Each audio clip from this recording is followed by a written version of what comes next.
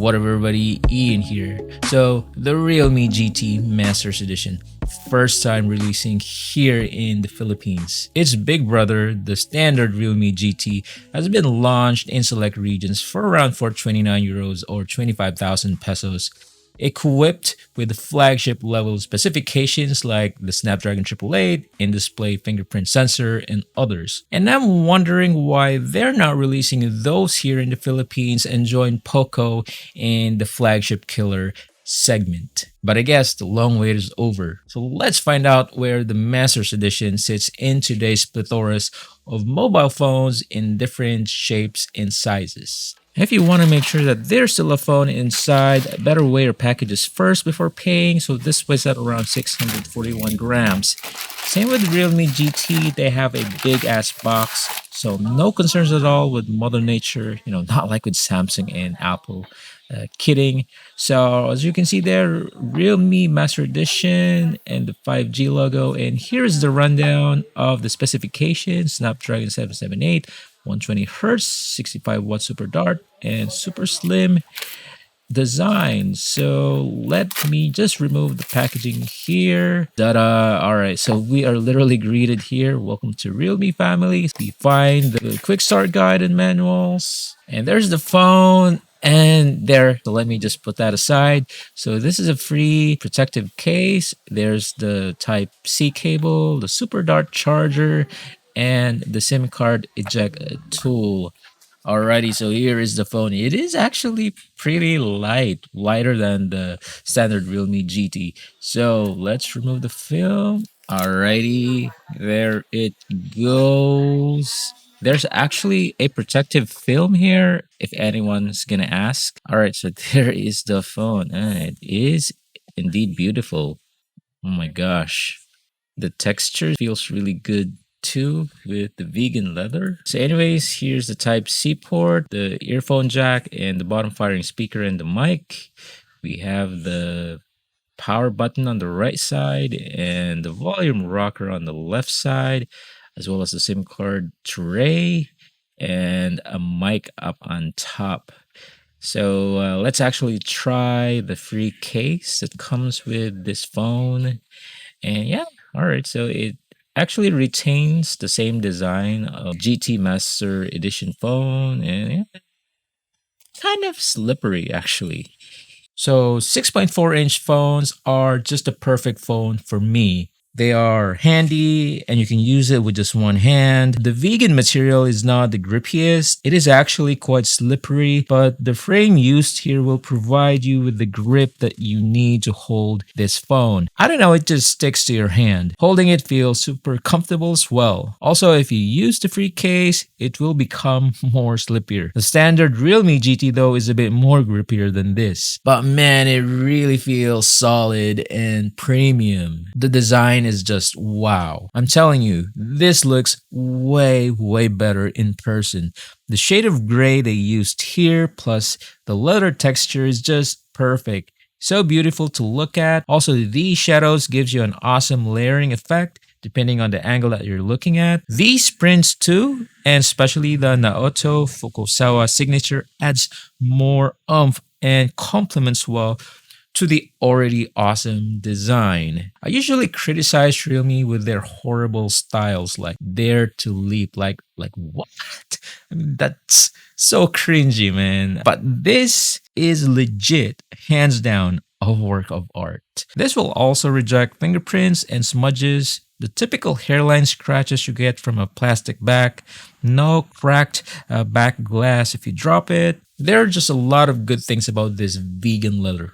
I'm already loving it. This has a 6.43 Super AMOLED Samsung screen with a 120 Hz refresh rate, same dimension with the Realme GT. Also has 360 Hz touch sampling rate, 1000 nits in peak brightness, and in-display fingerprint sensor and DC dimming. We're actually going to start a new segment here called Featured Feature, where we actually provide you a brief explanation on, any interesting feature on our mobile devices. So let's start with DC dimming. During nighttime, OLED display either uses DC dimming or PWM to reduce the brightness of your screen. PWM is what is usually used on OLED screen, and what it does is it adjusts the time the screen or the pixel stays on or off. This happens quite fast so you won't even notice it. Here is where the problem starts. Some people are sensitive to this, that it gives them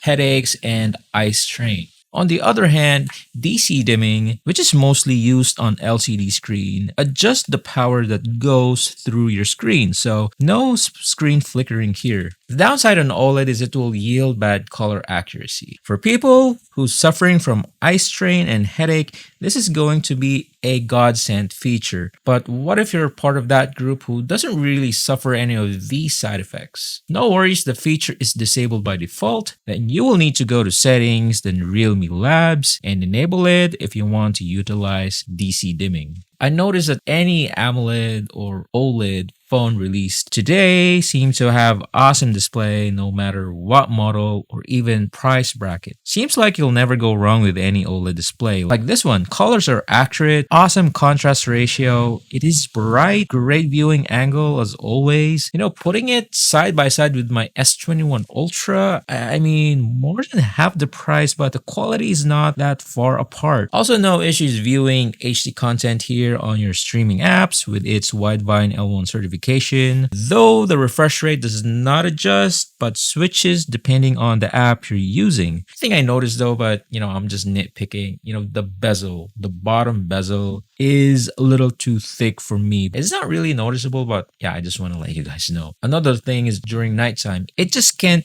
get the right brightness level. It's always too dark that you would always adjust it manually, and the phone can seem to learn, any of your usage patterns. So this has Realme UI 2.0 baked into Android 11. Out of, all of the Android skins with manufacturers that we have today, this seems to be my new favorite. Though, Samsung always gives you that extra functionality with its S Pen and Samsung Dex. Realme approach it quite differently. Instead, it focuses more into making your phone usage a lot more easier and convenient. I have discussed this with my other videos. If you want to watch that too, click here. To name some, here's the drop-down feature where the icons will literally come closer to you. The quick launch feature where if you intend to open an app as soon as you unlock your phone, you can definitely do that here. They also have sidebar similar to Samsung. Also, the switching app is so convenient, just slide on the bottom bar. Also, you can enable mistouch so that you won't trigger the go back swipe gesture just in case if you're typing on your keyboard. Most useful if you're, using the swipe key. If you feel confident though with your swiping skills, you can easily disable that option here. This has a Snapdragon 778G chip at 6 nanometers. It's the latest Series 7 chip from Qualcomm, which favors, gaming and camera. And, I'm curious how it would perform in real life. Let's compare the synthetic benchmark with other phones. Alright, it sits quite close to the Poco X3 GT. I previously reviewed this phone. If you want to watch that, just click on the link on the upper right hand corner of your screen. That phone has a buttery smooth UI navigation. Poco F3 here is up by 100,000 points, and the Master Edition appears to perform better than the Poco X3 Pro, one of the best sellers from Poco.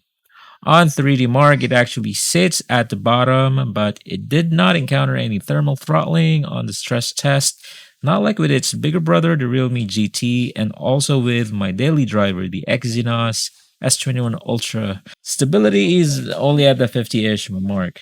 Using the phone gives you buttery smooth experience, though opening apps, yeah, you can feel that the standard Realme GT can run those apps faster, though switching, messaging, camera, the rest is smooth. Gaming, now let's see how the Master's Edition would perform on mobile games. Wow, quite surprising. The Series 7 chip is kind of deceiving for a 2021 release. MOBA games like Mobile Legends, League of Legends Wild Rift, and Marvel Super Wars are almost maxing out at 60 FPS. Same with shooter games at 59 FPS, 1% low of 52 and 57. You totally can't feel those FPS drops while you're in game. Though what I noticed with Call of Duty Mobile is I feel that there's a very micro delay when you're panning or, aiming. Look at this. I use slow-mo so that you can see what I'm talking about. Black Shark 4 and Realme GT is not like this.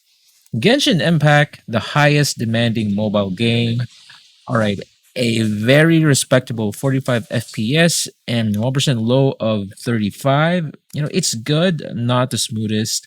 Some frame rates drops here and there, but very playable. Let us also check the other graphic settings. So as you can see here, I have set the chip performance to Pro Gamer mode on the GameSpace app, and that didn't really yield any performance boost here, but boost on temperature, yes.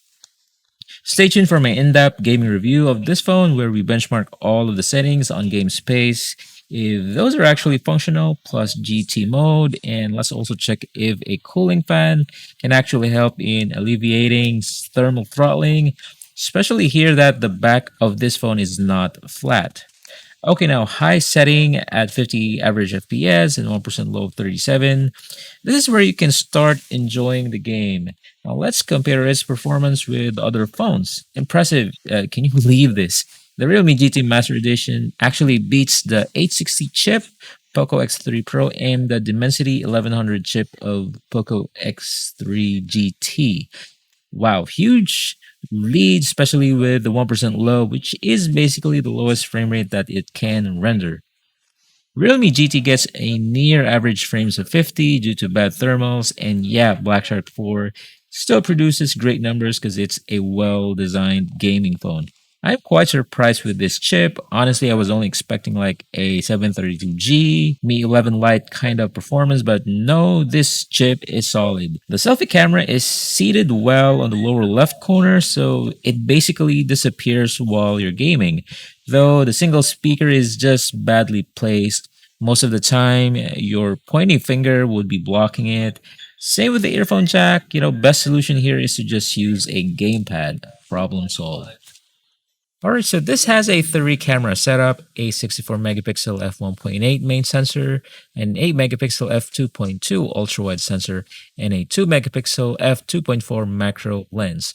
Also, it has a Sony 32 megapixel f2.5 selfie camera. The main sensor is great. Man, I just shoot the same thing on, each of my phone reviews, and this photo to me looked stunning.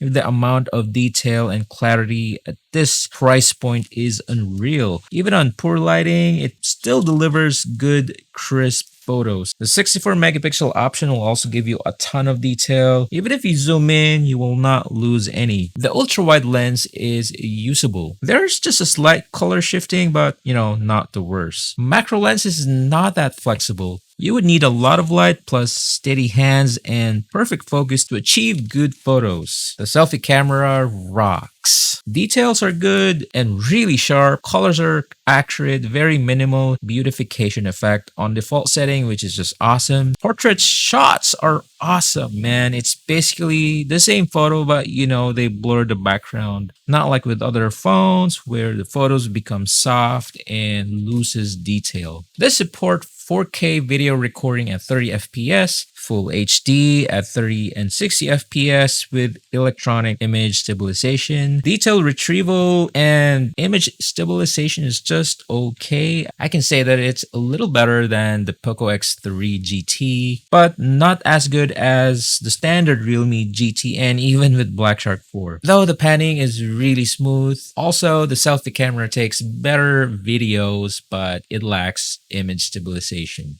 This has a 4300 milliamp battery that can fully charge, based on my test in around 31 minutes using the 65 watt super dark charger. It only actually uses the full 65 watt on the first minute, then goes down to around 48 watts for another 10 minutes. It will continue to go down, and on the final charging cycle, it will only use 20 watts of power.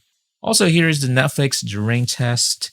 This AMOLED phone can last you 11 hours and 12 minutes on a full charge. So you can basically binge watch How I Met Your Mother up until season 2, episode 10. Seeing the data here, it shows that the Master Edition is better than its Snapdragon counterpart in terms of power efficiency, which is really the selling point of a smaller die chip like 6 nanometers.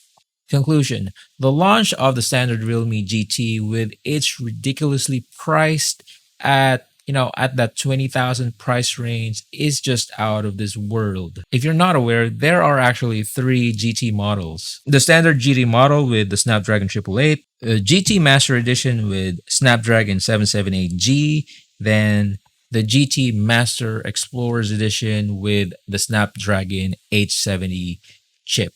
I know it's confusing, but it would have been better if they just called this the Explorers Edition, like luggage design and Explorer.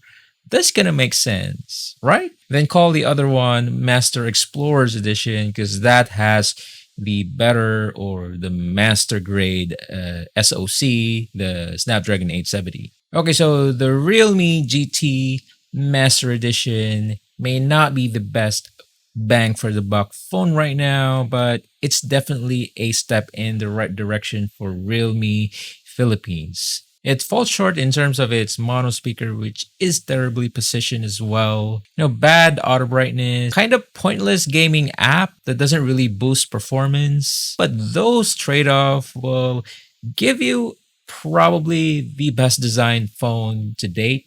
High-performing hardware with a price tag that won't break the bank. I know it might be a turnoff because it's a Series 7 Snapdragon chip, but believe me, it actually performs quite well.